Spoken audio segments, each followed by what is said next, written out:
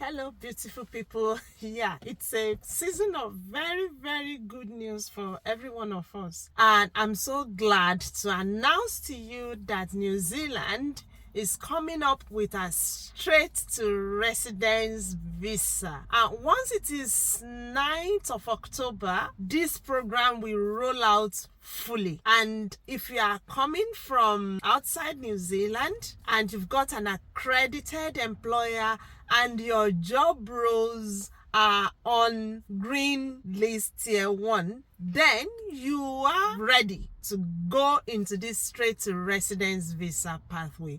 Honestly, it is one of the sweetest things I've seen New Zealand doing in the past few years. Yeah, it looks a bit more like 186 visa of Australia for those people who are quite aware of the talks we've done about Australian permanent residency visas. If you are aware, if you are not, please do put in the comments section, because I can always rewind all the information about that so that you will have an idea of what we are saying. But before, it used to be you get a job, come over to New Zealand, and at a particular period of time you'll be able to get your permanent residency. And prior when that came, I think that came on board on 22nd October 2022. Before then, it used to be going to New Zealand with work visa, work for a particular length of time, maybe for 5 years, then get your PR, and you start waiting for citizenship. But things took a very beautiful turn for people on green list tier 1 jobs after COVID, and the people in New Zealand were actually agitating and prompting their governments to put these people who have really fought very well for them, defended them, protected them, took care of them during COVID-19, and some other employers give them permanent residence, let them have rest of mind, let them become part of the family members fully. And their government, being government that listen, there are government that do not listen, but some government do not listen. You actually know if your country's government's officials are listening to you, if your president listening to you, if your presidency have many diseases, or they have sensory neural or conductive deafnesses, whichever one they've got. But then in New Zealand and some other countries around the world, they listen, and New Zealand has listened beautifully and come with work to residence visa.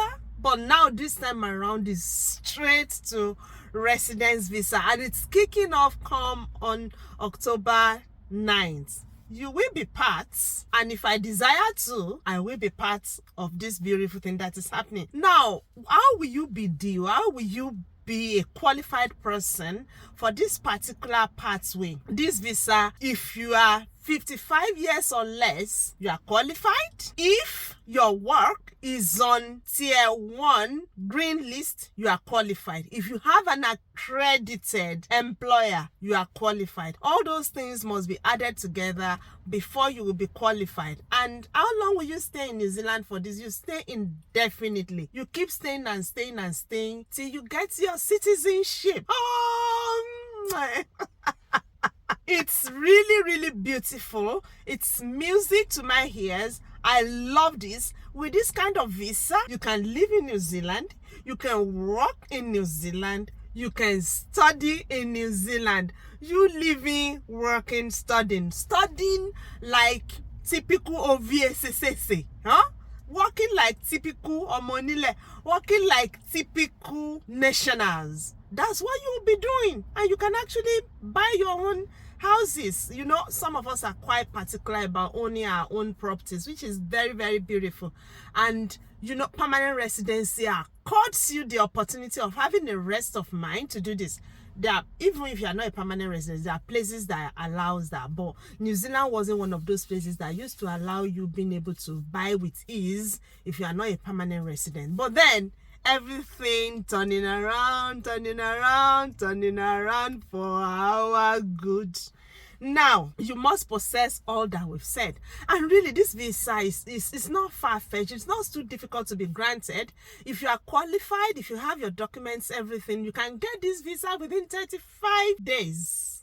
5 days. You can get the visas within 35 days of applications. But then if you are not even within 11 months, they would have processed at least 90% of such visas. But if your applications are quite straightforward, you may get it as quickly as you can. And now, what should you note about this? I did tell you, you must be working for or have a job offer. So job offer is quite important to get into this role. So if you get a job, you may want to go with work visa and then go and do your straight to residence visa over there. Or you may just stay where you are and say, oh, I just want the PR straight, then I will just jump in after the PR, which is still beautiful. Honestly, to me, it is very beautiful. But ensure that your employers are accredited ones. Very important. And what again can you enjoy from this? If you have children who are 24 years or dependents, whether your words, your biological kids, your adopted kids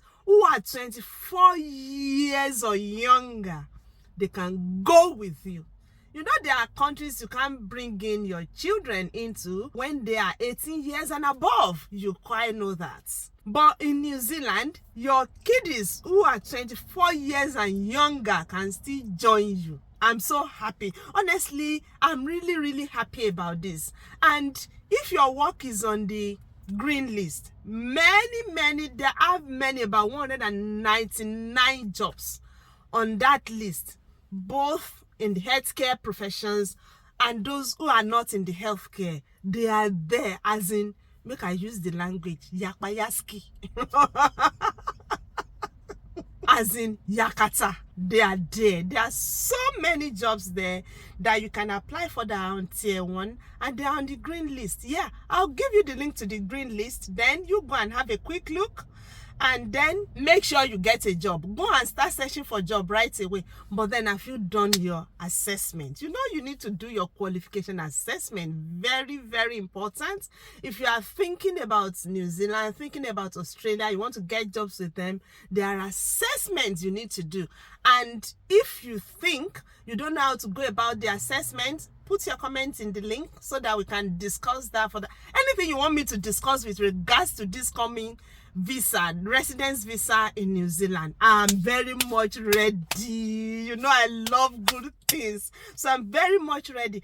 And if you've started your registration with New Zealand, like I've been shouting, if you are a nurse, if you are in the UK, if you are in Ireland, if you are in the USA, if you are in Australia, you want to come to our New Zealand, it is our New Zealand. Or if you are in Nigeria or any other part of Africa and you have been able to start the assessment process for nurses, then you've started searching for a job. If you've got a job and your employer is an accredited one, this is the time for you to just do the straight to residence visa. Ditch our UK, dump our UK. Don't worry about unsuccessful messages from employers here and there. If you've gone on Randstad, you've got on Seek, you've gone on LinkedIn, you've gone on Kiwi Jobs, and you've been called for interviews. Honestly, don't look back. Don't look back. Just get the job. Your journey to permanent residence is now. Don't wait for tier 2, 5 years to PR. Don't. If you have this option, if I had this option 5 years ago, then I possibly would have gone for this and just be waiting for my ILR. Nothing spoiled. Happy with the one I was able to come with the United Kingdom. But then I'm telling you that this is actually sweeter.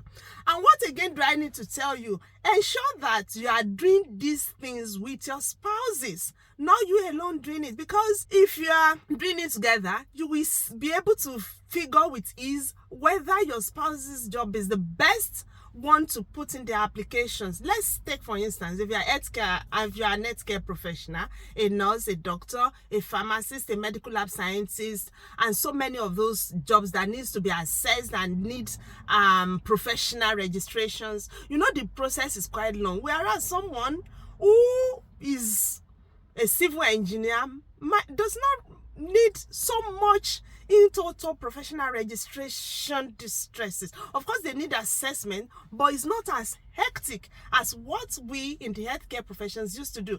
And so your spouse in that situation is the best. And have you been thinking, my husband will be so age, we won't be able to do it.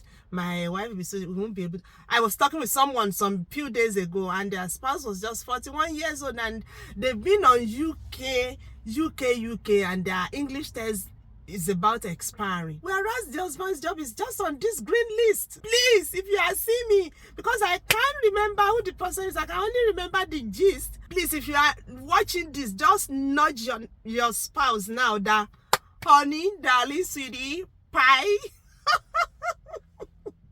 baby, babe, boo, whichever name you call yourself, honey, chicken, I don't know, whichever names you call yourself, just use the endearing name and let them start this assessment. And come to think of it, this could even be cheaper than you spending now. Oh, it is almost like 400,000. I just could not. People have been asking me to help them. I mean, check the cost for them. I was afraid to even return what I've got to people because it's quite expensive for me. You may not spend up to that for your spouse's assessment. And the beautiful thing is that the English level you need is quite easy. It's easier. Your spouse may need to have 6.5 overall, and it's not even reading must be something, writing must be something, speaking must not be below anything. No, it's just overall of 6.5 and you are good to go. And there are myriads of English languages that they accept. They accept OET, we must have B overall. They accept TOEFL, they accept Cambridge, they accept B1, B2, they accept Pearson Test of English, myriads. If they are the main applicants, and you as dependent, you must prove English anyway. But then while you are proving English, the points are really low too. Just band 5 for IELTS and 38 for Pearson Test of English. And very, very low. C for occupational English test, very, very low scores. I will be breaking all these things into pieces as we go into it. But then, if you want to do the assessment, if you don't know how to go about it, just put your comments in this section. And there are pathways for those who are trade workers too. Don't go and jump on ship. Don't go and jump on ship, because we've been hearing people jumping on ships because they want to go to New Zealand. I'm warning you, you will not become lunch or breakfast or dinner for mermaid or for Yemoja or for Oluokun or whatsoever they call them. Don't go and jump on the ships.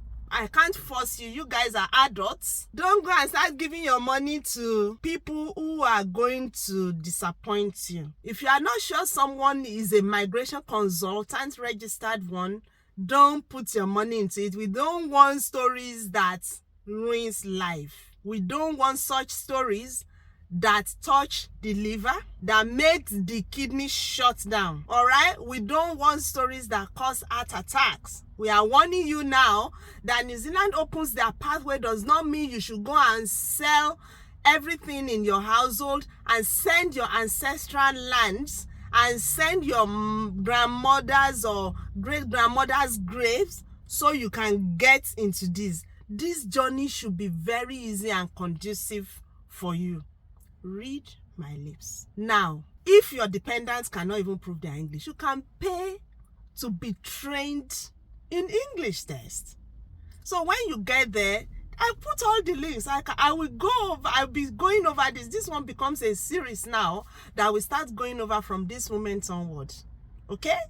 So please get ready. It's really, really sweet this time around. I'm really, really happy. I'm elated, and I will continue keeping you guys posted about it. Yes, it's interesting. There are many jobs over there, many jobs that people can apply into, and that are on the green list. Nursing is there, and like different folds, different shapes of nursing. And what are the documents you will need?